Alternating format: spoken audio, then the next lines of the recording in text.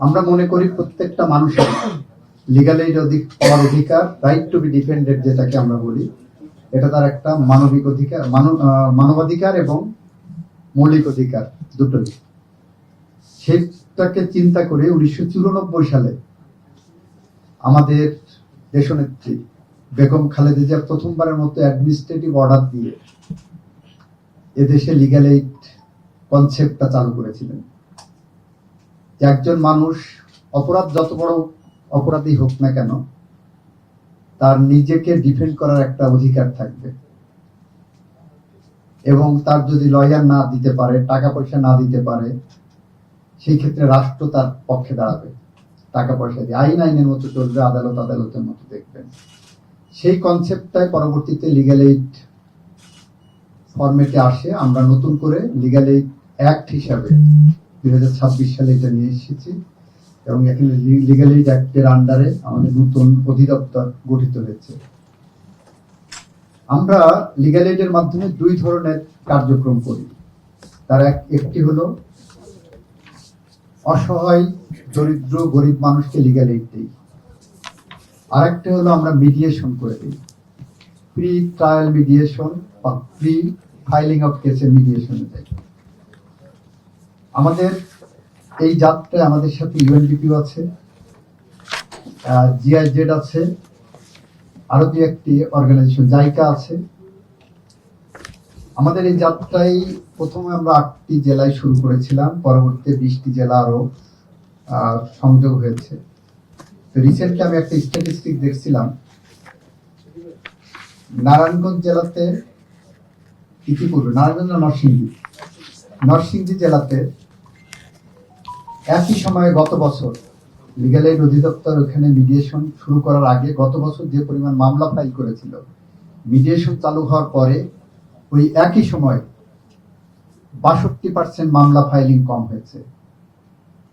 আমরা মনে করছি এটা আমাদের বাংলাদেশের লিগ্যাল রিফর্মের অন্যতম একটি পদক্ষেপ। আমরা প্রান্তিক জনগোষ্ঠী পর্যন্ত পৌঁছতে চাই।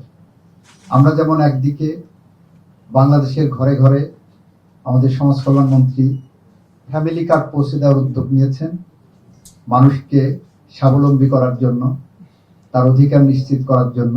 কৃষি মন্ত্রণালয় কৃষক কার্ড দেওয়ার চেষ্টা করছেন। আমরা আইন মন্ত্রণালয় থেকে বলছি ওই সমস্ত প্রান্তিক জনগোষ্ঠী যাদের নিজেদেরকে ভালনারেবল মনে না করেন, নিজেদেরকে অসহায় মনে না করেন, যাতে তারা মনে করেন যে আমাদের পাশে রাষ্ট্র আছে।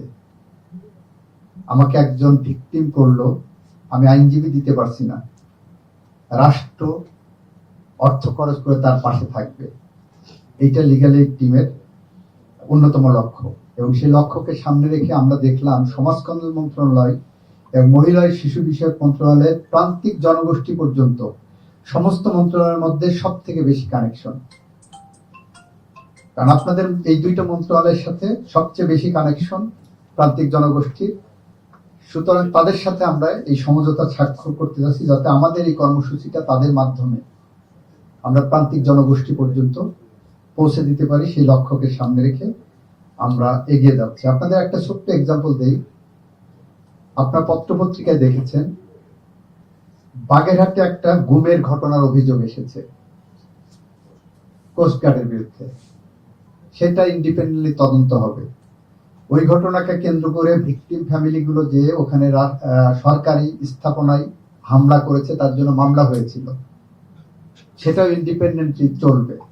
সেই মামলায় 12 জন সম্ভবত আসামি ছিলেন, তাদের আইনজীবী দেওয়ার ক্ষমতা ছিল না। মানবাধিকার সংগঠনগুলো ইন্টারন্যাশনালি খুব কথাবার্তা বলছেন। এর মধ্যে একটা সংগঠন আমার নোটিশে আনলেন যে এই ফ্যামিলিগুলোর আইনজীবী দেওয়ার ক্ষমতা নাই, সামর্থ্য নাই। সাথে সাথে আমাদের লিগ্যাল এইড ডিজিকে বলার পর 24 ঘন্টার মধ্যে তাদেরকে আইনজীবী দিয়ে তাদের জামিনের ব্যবস্থা আমরা করেছি। আমরা এটাকে দুইটা ভাবে দেখছি। একটা হলো গুমের যে ঘটনা, সেটা ইন্ডিপেন্ডেন্টলি যাবে, তারা যদি অপরাধ করে থাকে সেইটাও ইন্ডিপেন্ডেন্টলি হবে। বাট তাদের একটা আইনজীবীর মাধ্যমে, আইনজীবী দিয়ে আদালতে নিজেকে ডিফেন্ড করার যে অধিকার আছে, সেই অধিকারটা আমরা রাষ্ট্র নিশ্চিত করেছি। আমরা এভাবে মানুষের মানবাধিকার নিশ্চিত করতে চাচ্ছি। আপনারা দেখেছেন এই সরকার ক্ষমতা আসার পরে মানবাধিকার পরিস্থিতিতে একটা পুলিশ বাদী হয়ে রাজনৈতিক মিথ্যা মামলা এখন পর্যন্ত আমরা কোনো থানায় দেখি নাই পুলিশ বাদী হয়ে। এখানে গুমের সংস্কৃতি বন্ধ করা হয়েছে, ক্রস ফায়ারের সংস্কৃতি বন্ধ করা হয়েছে, পলিটিক্যাল পারসিকিউশনের সংস্কৃতি বন্ধ করা হয়েছে। আমরা এই প্রক্রিয়ার মধ্য দিয়ে মানুষের কাছে মানবাধিকার, মৌলিক অধিকার, ন্যায় বিচার, আইনের শাসন নিশ্চিত করার জন্য বদ্ধপরিকর। মাননীয় প্রধানমন্ত্রীর অনুশাসনের প্রেক্ষিতে আমরা এই স্বপ্নের পথ ধরে হেঁটে যাচ্ছি। সেই কারণেই আজকের এই সমঝোতা স্মারক স্বাক্ষর আমাদের সবার শ্রদ্ধাভাজন ব্যক্তিত্ব আমাদের মাননীয় মন্ত্রী, ওনার অফিসে আমরা আজকে স্মারক স্বাক্ষর করছি এবং আপনাদের মাধ্যমে গোটা দেশবাসীকে জানাতে চাই আমরা অসহায়, গরিব, মেহনতি, খেটে খাওয়া মানুষের পাশে আসি। আমরা মানবাধিকার লঙ্ঘনের যেখানে ঘটনা হচ্ছে, যেখানে লিগ্যাল এইডের প্রয়োজন, আমরা সেখানে তার দোরগোড়ায় পৌঁছে যাব।